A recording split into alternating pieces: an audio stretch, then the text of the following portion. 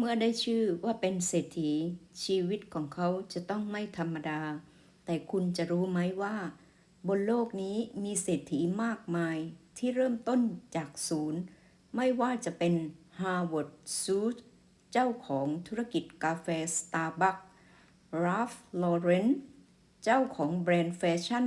Ralph Lauren Henry Ford เจ้าของธุรกิจยานยนต์ Ford จอห์น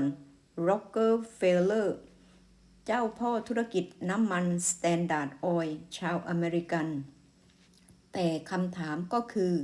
พวกเขาเป็นเศรษฐีกันได้อย่างไร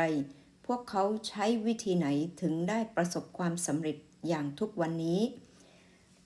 ลองมาหาคำตอบพร้อมๆกันดู20นิสัยสร้างคนเป็นเศรษฐีจากต้นทุนชีวิต0 บาท 1. การออมและการลงทุนควรทำควบคู่กันไปการออมไม่เพียงแต่จะเป็นเรื่องที่ดีเท่านั้นแต่ยังเป็นการมองการไกลอีกด้วยถ้าคุณรู้วิธีใช้เงินการที่คุณจะกลายเป็นคนร่ำรวยก็ไม่ใช่เรื่องยากอีกต่อไปแต่ถ้าหากคุณยังจนอยู่ควรนำเงินที่หามาอย่างยากลำบากไปลงทุนซะอย่ารีบร้อนที่จะใช้จ่ายเงินไปจำนวนมากเวลาเป็นเงินเป็นทองคุณควรจะเรียนรู้วิธีออมและลงทุนไปพร้อมๆกันถ้าคุณไม่อยากจนไปตลอดชีวิตคุณต้องใช้ความพยายามแทนการนั่งบน 2. หนี้สินเป็นทรัพย์สินได้ในโลกนี้มีคนอยู่2 ประเภทคนประเภทแรกจะรู้วิธีให้เงินไหลเข้ากระเป๋าได้อย่างยืดหยุ่นส่วนคนประเภทที่2จะรับเงินจากคนประเภทแรกมาอีกทีคนที่จะรวยได้นั่นคือคนที่รู้จักวิธีหาเงินได้อย่างคล่องตัวคนที่กู้ยืมหนี้สินเพื่อนำไปเป็นใช้จ่ายส่วนตัวนั้นยากที่จะรวยได้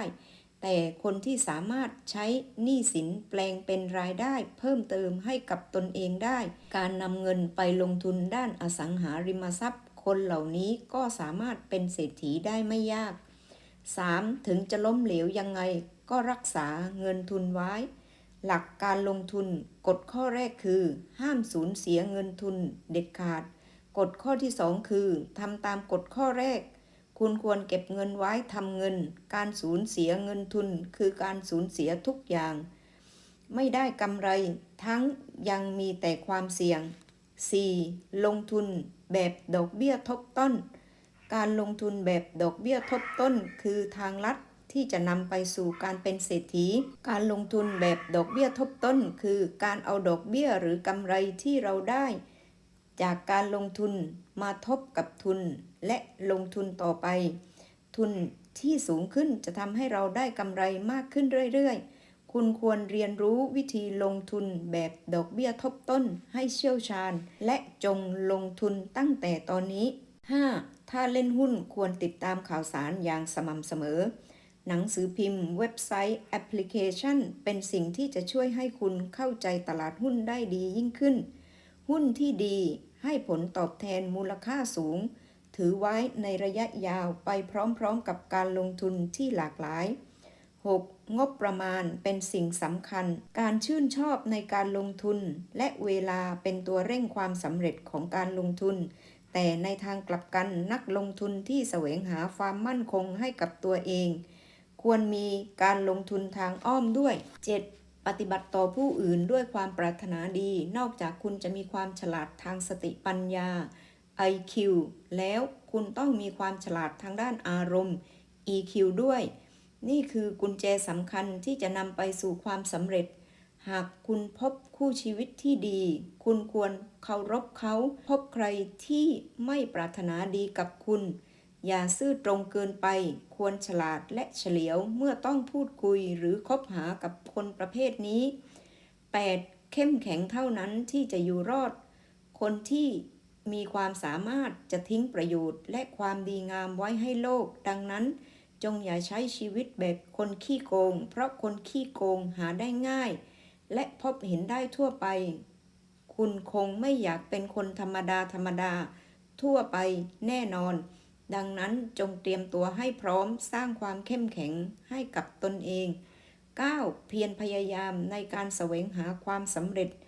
การเรียนรู้ในสิ่งที่คนอื่นมองเห็นและสิ่งที่คนอื่นมองไม่เห็นคือพรสวรรค์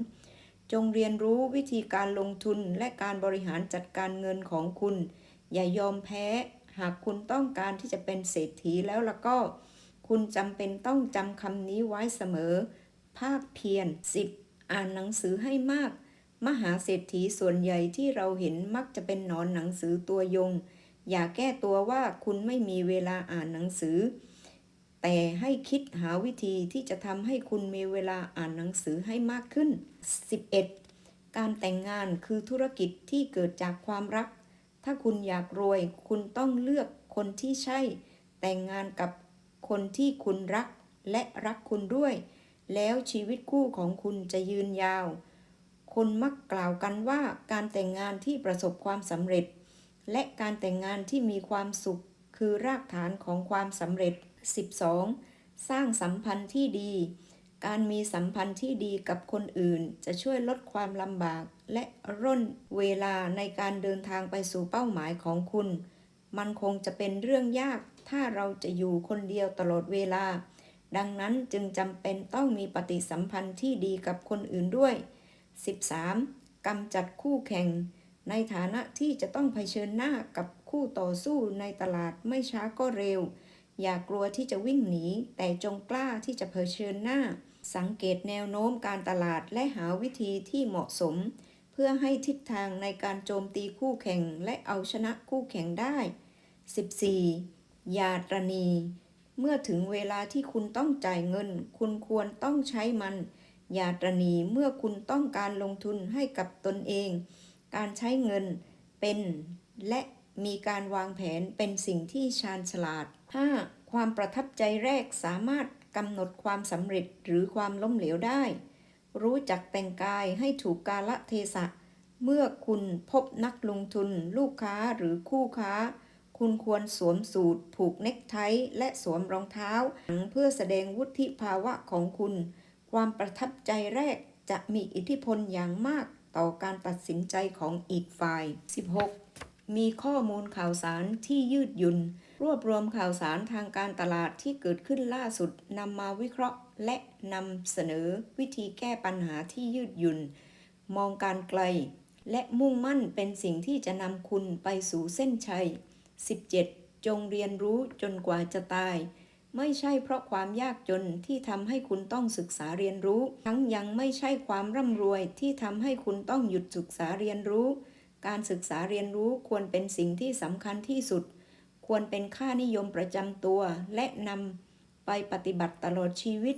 นี่คือเคล็ดลับที่จะช่วยให้คุณฉลาดและเติบโตเป็นผู้ใหญ่ขึ้น 18. เป็นบุคคลของโลกการซื่อสัตย์กับคนอื่นเป็นการหว่านเมล็ดพันธุ์แห่งความโชคดีให้กับตัวเองเช่นกันเมื่อทำความดีอย่าคิดว่าอนาคตจะได้รับผลตอบแทนอย่างไรแต่ให้คิดว่าตอนนี้คุณเป็นคุณแบบไหน 19. รู้จักมองตลาดโลกอย่าเสี่ยงที่จะลงทุนในสิ่งเดียวควรเปลี่ยนแปลงสิ่งที่จะลงทุนให้ยืดหยุ่นตามการเปลี่ยนแปลงของสภาพแวดล้อมเพื่อให้สามารถทำเงินได้มากขึ้นและเมื่อคุณมีรากฐานที่มั่นคงแล้วอย่าเพียงแค่มองหาโอกาสในการลงทุนในประเทศแต่จงกล้าลงทุนกับโลกภายนอกด้วย 20. พยายามและพยายามต่อไปถนนถูกสร้างขึ้นให้กับคนที่พร้อมจะเดินเสมอมีแต่ความภาคเพียรเท่านั้นที่จะทำให้คุณประสบความสำเร็จได้อย่ายอมแพ้เพราะความล้มเหลวเพียงเล็กน้อย